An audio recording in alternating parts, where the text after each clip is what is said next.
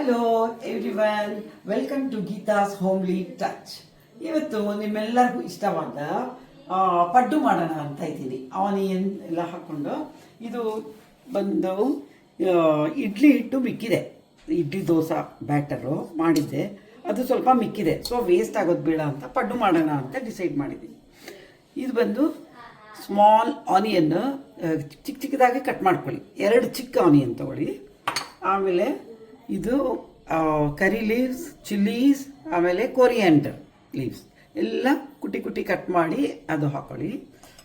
ಆಮೇಲೆ ಇದು ಬಂದು ಆನಿಯನ್ ಕಟ್ ಮಾಡಿರೋದು ಇದಕ್ಕೆ ಹಾಕ್ಕೊಳ್ಳಿ ಹಿಟ್ಟಿಗೆ.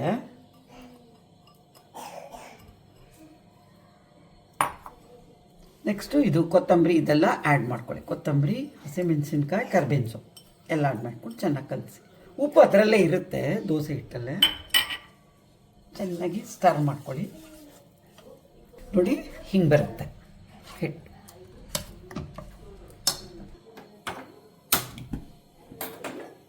ಇದು ಪಡ್ಡು ತವ ಇಟ್ಕೊಳ್ಳಿ ಗ್ಯಾಸಲ್ಲಿ. ಸ್ವಲ್ಪ ಚೆನ್ನಾಗಿ ಕಾಯಬೇಕು.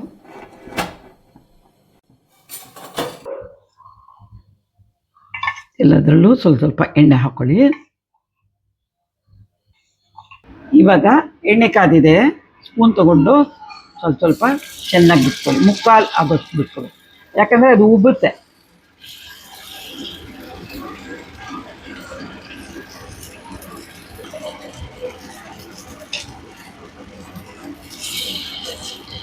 ಸ್ವಲ್ಪ ಹಾಕೊಳ್ಳಿ ಎಣ್ಣೆ, ಅಷ್ಟೇ ಸಾಕು.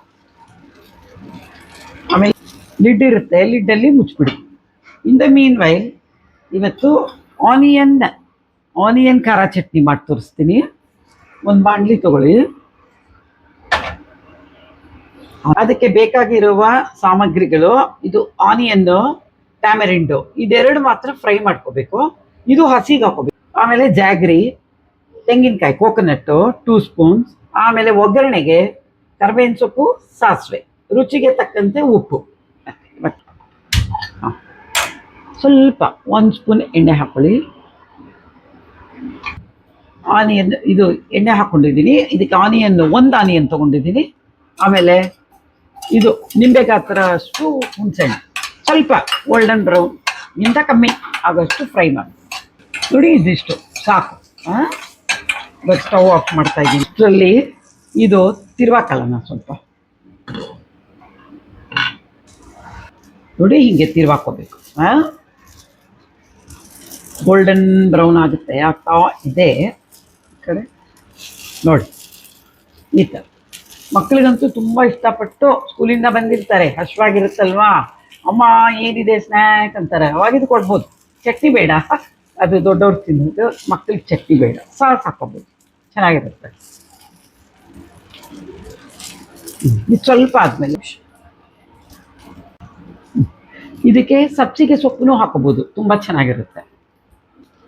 ಒಂದು 3 ನಿಮಿಷ ನೋಡಿಬಿಟ್ಟು ಈ ಚುಚ್ಚಿ ನೋಡಿ ಸ್ವಲ್ಪ ರೋಸ್ಟ್ ಆಗಲಿ, ಆಮೇಲೆ ಎತ್ಬಿಟ್ಟು ಸರ್ವ್ ಮಾಡಿ. ಇವಾಗ ಚಟ್ನಿ ಮಾಡೋಣ.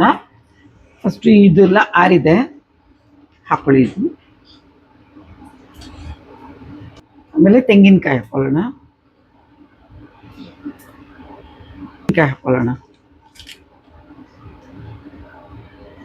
ರುಚಿಗೆ ತಕ್ಕಷ್ಟು ಉಪ್ಪು ಎಷ್ಟು ಹಾಕೋತಾ ಇದ್ದೀನಿ ನೋಡಿಬಿಟ್ಟು, ಸಾಲಲ್ಲ ಅಂದರೆ ಇನ್ನು ಸ್ವಲ್ಪ ಹಾಕೋ.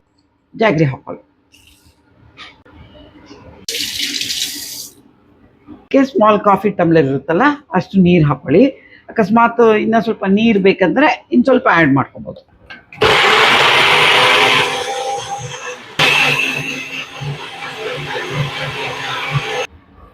ಎಣ್ಣೆ 1 ಸ್ಪೂನ್ ಹಾಕ್ಕೊಂಡಿದ್ದೀನಿ. ಎಣ್ಣೆ, ಕರ್ಬೇವಿನ ಸೊಪ್ಪು, ಸಾಸಿವೆ, ಒಗ್ಗರಣೆ. ನೋಡಿ ಖಾರ ಚಟ್ನಿ ತಯಾರಾಯಿತು. ಒಗ್ಗರಣೆ ಹಾಕಾಯ್ತು.